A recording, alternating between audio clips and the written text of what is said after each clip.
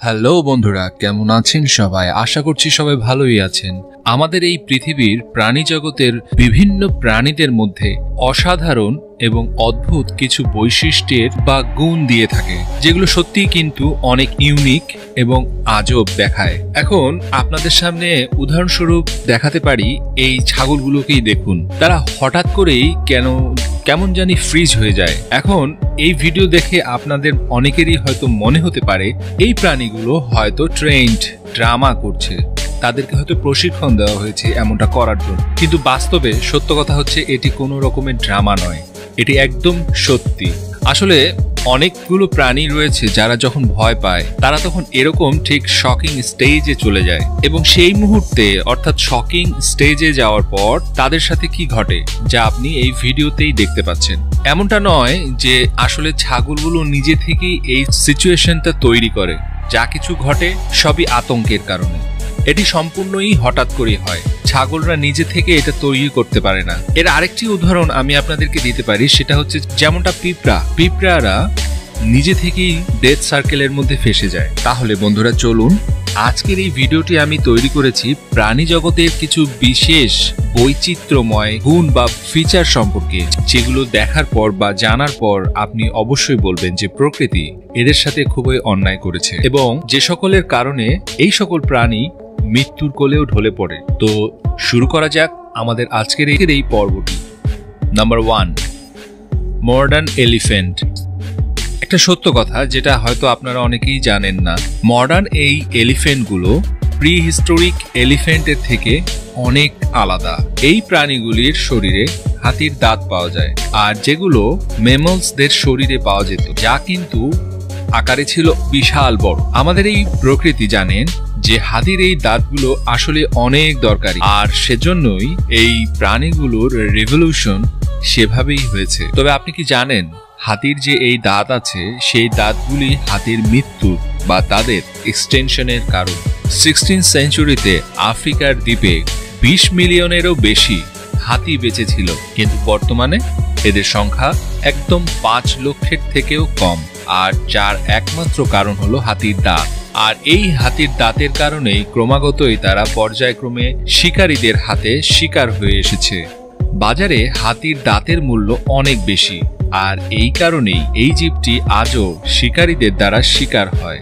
এটি অনেক দুর্ভাগ্যের ব্যাপার যে হাতিরা আজও পর্যন্ত অনেক ব্যথার মধ্যে দিয়েই বেঁচে আছে, কিন্তু এখন প্রকৃতির এভলিউশন তার নিজের চমৎকার দেখাচ্ছে।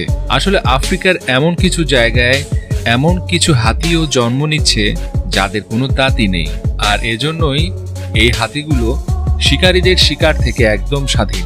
এই হাতিগুলো যে কতদিন বেঁচে থাকবে সেটাও কিন্তু একটা চিন্তার বিষয়। Number 2, deer.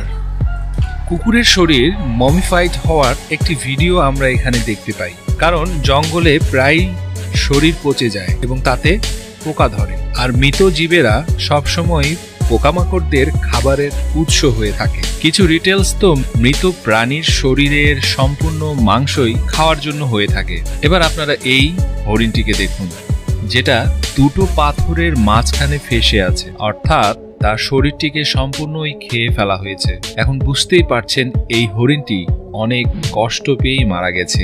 এই স্ট্রাকচারটিতে আপনারা দেখতে পাচ্ছেন শুধুমাত্র হরিণটির শরীরের হাড়গুলোই বাকি রয়েছে, এবং এই ব্রিটেলস প্রজাতির পোকাগুলো তার শরীরের সম্পূর্ণ মাংসই খেয়ে ফেলেছে।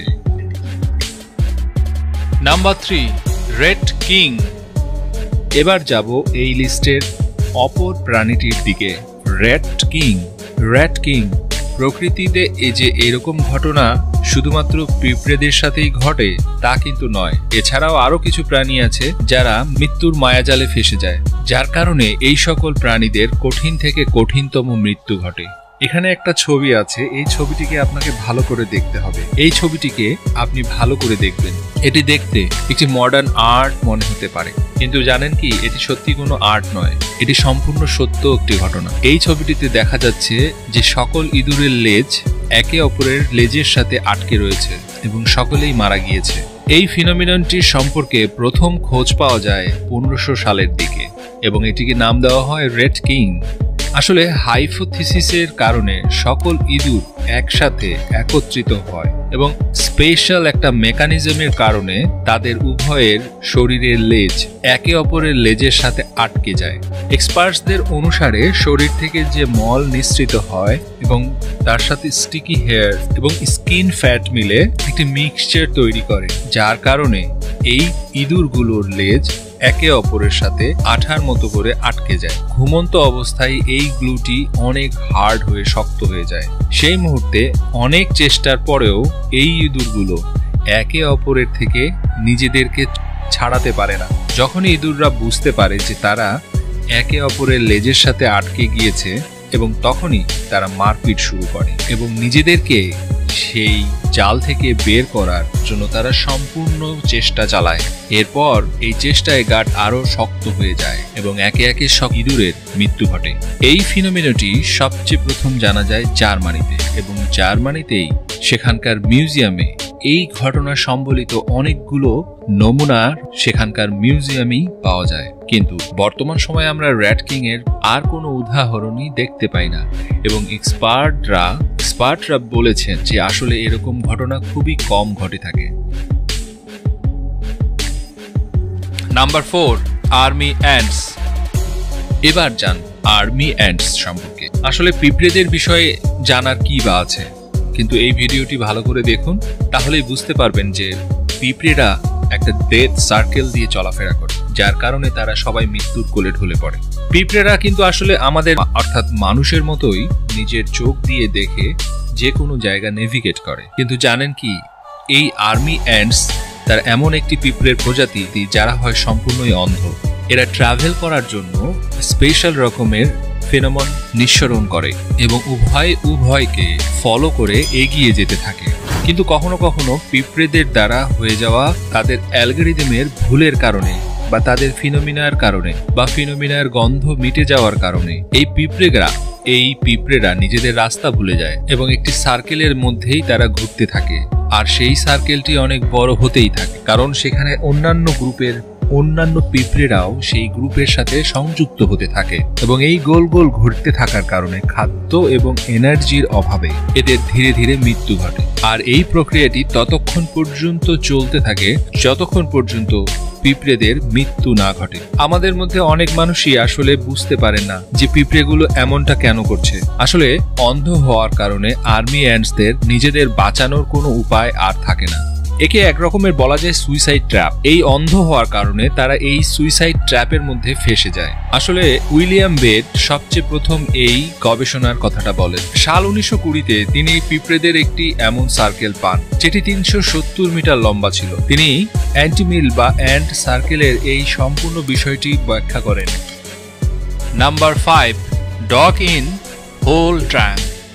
এবার বন্ধুরা আসুন পিঁপড়ে এবং ইঁদুরদের বাদ দিয়ে এবার এই কুকুরটির দিকে দেখুন। এই কুকুরটি পৃথিবীর সবচেয়ে ব্যাড লাকি এবং এই কুকুরটি আসলে 20 থেকে 40 বছর বয়সের পুরানো, আর যে ভুল করে একটি গাছের গুড়ির ফাঁকে আটকে পড়ে আর সেখান থেকে আর কখনোই বের হতে পারে। একবার ভাবার বিষয় হলো যে যারা এই গাছটি কাটার সময় এই কুকুরটিকে খুঁজে পেয়েছিল তাদের মানসিক অবস্থাটা তখন কেমন হয়েছিল। বন্ধুরা, এই ঘটনাটি 1980 সালে জর্জিয়াতে ঘটেছিল, যেখানে গাছ কাটার ওয়ার্কার্সরা গাছ কেটে গাছগুলোকে ট্রাকে লোড করছিল। আর সেই সময় তারা গাছের কোটরের ভিতরে একটি মমিফাইড কুকুরকে খুঁজে পায়। যদিও কুকুরটির বডি পুরোপুরি শুকিয়ে গিয়েছিল, কিন্তু তার দাঁতগুলো সঠিক জায়গায় ছিল। আর দৃশ্যটা দেখতে সত্যি অনেক ভয়ঙ্কর একটি সিচুয়েশন। এখন বিশেষজ্ঞরা মনে করেন যে এই কুকুরটি সম্ভবত কোনো কাঠবিড়ালির পিছনে ধাওয়া করেছিল এবং ভুলবশত সেই হরর গাছটির গুড়ির মাঝে আটকে যায়। কুকুরটি কিন্তু এই ফাঁপা গুড়িটার ভিতর থেকে বের হতে অনেক চেষ্টা করেছে, জান প্রাণ দিয়ে চেষ্টা করেছিল, কিন্তু গাছটির অনেক উচ্চতায় চড়ার কারণে সে বেরোতে আর পারেনি এবং এক পর্যায়ে তার মৃত্যু ঘটে। প্রিয় বন্ধুরা, এই ঘটনাটি সত্যি অনেক দুঃখের। নাম্বার 6, মোষ। প্রিয় বন্ধুরা, যদি আপনাকে ষাঁড়ের এই পরিস্থিতিটি আপনাকে পাগলামোর মনে হয়, এই মোষটিকে দেখুন যে একটি জঙ্গলে এদিক থেকে সেদিকে দাপাদাপি করে বেড়াচ্ছে। এখন আপনি যদি ভাবেন যে মুসটির আসলে কি হতে পারে, তাহলে আমি আপনাদের হেল্প করছি। যা কিছু করছে সম্পূর্ণই কিন্তু ব্রেন ওয়ার্মস এর কারণে। ব্রেন ওয়ার্মস এক ধরনের প্যারাসাইট যেটি মুসের শরীরে ঢোকার পর তার মস্তিষ্কে আক্রমণ করে। আসলে ব্রেন ওয়ার্মস মুসের শরীরে অনেকগুলো ছোট ছোট ছিদ্র করে দেয় এবং তার ব্রেনকে নিউরোলজিক্যাল ড্যামেজও করে দেয়। এই প্যারাসাইটের হামলাটা এতটাই ক্ষতিকর যে মুসের ব্রেন কাজ করা বন্ধ করে দেয় এবং এই জীবগুলো একটি ওয়াকিং জম্বিতে পরিণত হয় এবং পরিশেষে তারা মুসটিকে মেরে ফেলে। আর এই মুসেদের এইরকম ভয়ানক মৃত্যুর পিছনে একটিই কারণ, সেটি হচ্ছে এই সকল ব্রেন ইটিং প্যারাসাইট। সত্যি অনেক ভয়ঙ্কর মৃত্যু হয়ে থাকে। Number 7, snake's. প্রিয় বন্ধুরা, আপনারা হয়তো সেই কথাটি শুনেছেন অবশ্যই যে কিছু সাপ নিজেদের খাদ্য খেতে এতটাই ব্যস্ত থাকে যে তারা বুঝতেই পারে না যে কখন তাদের শিকারটা শেষ হয়ে গিয়েছে এবং তারা তাদের লেজটিকে পর্যন্ত খাওয়া শুরু করে দেয়। এই সকল সাপেরা নিজেদের শরীরকে গিলতে শুরু করে। এইরকম ভুলটি কখন করে? যখন তারা নিজেদের লেজটিকে নিজেদের শিকার হিসেবে ধরে নেয়। এইরকম পরিস্থিতিতে সাপেদের শরীরের তাপমাত্রা আশেপাশের ওয়েদারের তাপমাত্রার সাথে একদম মিশে যায়, আর যার কারণে তারা ভ্রমের মধ্যে পড়ে যায়। এইরকম পরিস্থিতিতে সাপেরা আসলে আন্দাজ করতে পারে না তারা নিজের শিকারটিকে খাচ্ছে নাকি নিজেকেই খাচ্ছে। তবে এক্ষেত্রে কিছু সাপের বিজ্ঞানীরা বলেন যে এগুলো সাপের ডিপ্রেশনের কারণেই ঘটে থাকে। তবে এ সকলের পিছনে আসল সত্যটা যে কি তা শুধুমাত্র প্রকৃতিই জানে। সো প্রিয় বন্ধুরা, আজকের ভিডিওটি আপনাদের কেমন লাগলো? ভিডিওটির মধ্যে কোন অ্যানিমেলটি আপনাকে অদ্ভুত লেগেছে অবশ্যই কমেন্টস করে জানাবেন। আর আরো যদি এরকম ভিডিও পেতে চান তাহলে অবশ্যই আমাকে কমেন্টসে জানাতে পারেন। আমি যথাসাধ্য চেষ্টা করব আপনাদের জন্য নতুন নতুন ভিডিও নিয়ে আসব। আর যারা নতুন আমাদের চ্যানেলে এখনো সাবস্ক্রাইব করেননি তারা সাবস্ক্রাইব করুন এবং আগামী পর্ব দেখার জন্য পাশের নোটিফিকেশন বেলটিকেও প্রেস করে রাখবেন। এতে করে আগামীতে আপলোড হওয়া প্রত্যেকটি ভিডিও আপনি পেয়ে যাবেন সঙ্গে সঙ্গে। সো ধন্যবাদ সঙ্গে থাকার জন্য।